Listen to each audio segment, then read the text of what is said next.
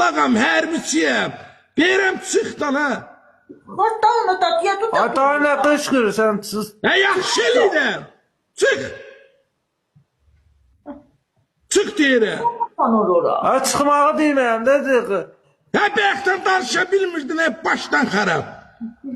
Deyirəm sabitəm, çıx şuna. Bir onu da.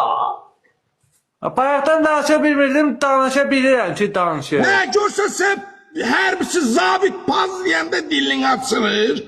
Çıx. Hərbiçi zabit. Söndür da. Çıx da. Ay kişi çıxa bilmirəm, nə qışqırırsan?